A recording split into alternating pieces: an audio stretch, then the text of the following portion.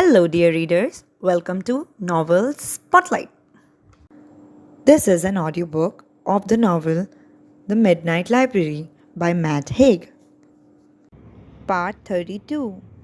Chapter 42. Love and Pain. I hate this process, Nora told Mrs. Elm with real force in her voice. I wanted to stop. Please be quiet, said Mrs. Elm with a white knight in her hand, concentrating on her move. This is a library. We are the only two people here. That's not the point. It's still a library. If you are in a cathedral, you are quiet because you are in a cathedral, not because other people are there. It's the same with a library. Okay, Nora said in a lower voice. I don't like this. I wanted to stop. I want to cancel my membership of the library. I would like to hand in my library card. You are the library card. Nora returned to her original point. I wanted to stop. No, you don't. Yes, I do. Then why are you still here? Because I have no choice. Trust me, Nora. If you really didn't want to be here, you wouldn't be here. I told you right at the start. I don't like it. Why? Because it's too painful. Why is it painful? Because it's real. In one life, my brother is dead. The librarian's face becomes stern again. And in one life, one of these lives, you are dead. Will that be painful for him? I doubt it. He doesn't want anything to do with me these days.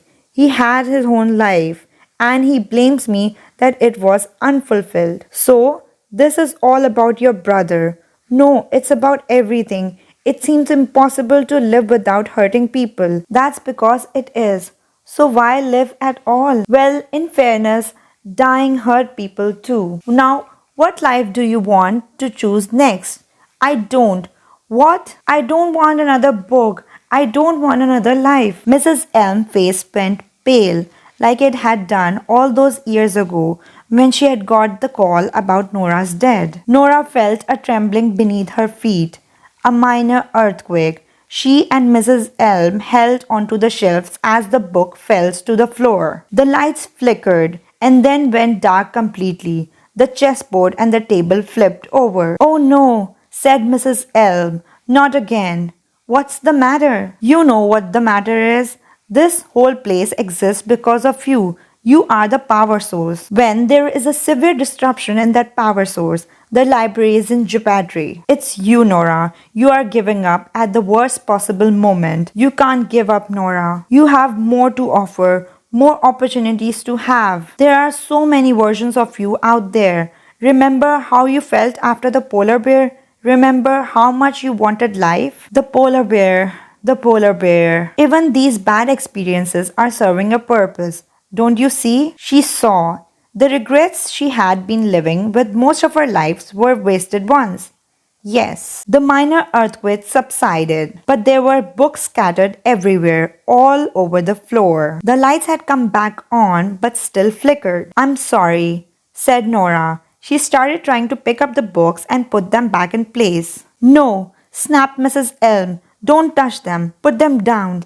Sorry. And stop saying sorry. Now, you can help me with this.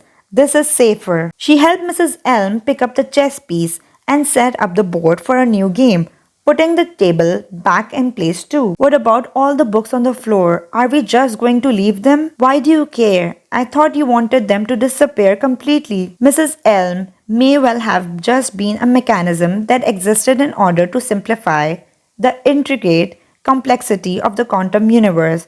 But right now, sitting down between the half-empty bookshelf near her chessboard, set up for a new game, she looked sad and wise and infinitely human. I didn't mean to be so harsh, Mrs. Elm managed eventually.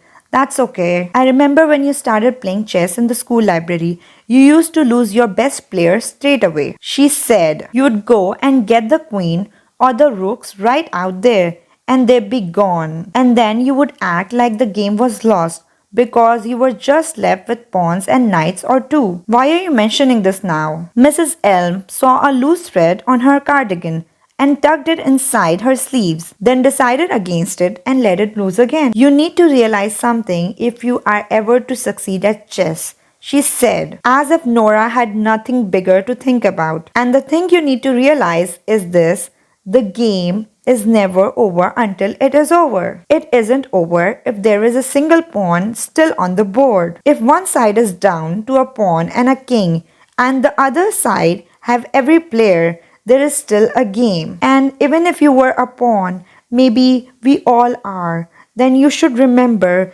that pawn is the most magical piece of all. Because a pawn is never just a pawn. A pawn is a queen in waiting, one square after another, and you can get to the other side and unlock all kinds of power. Nora stared at the books around her. So are you saying I only have pawn to play with? I'm saying that the things that looks the most ordinary might end up being the thing that leads you to victory. You have to keep going, like that in the river. Do you remember? Of course she remembered. How old had she been? Must have been 17, as she was no longer swimming in competition. It was a short period in which her dad was cross with her all the time, and her mum was going through one of her near-mute depression patches. Her brother was back from art college for the weekend with Ravi, showing his friend the sort of glorious Bedford.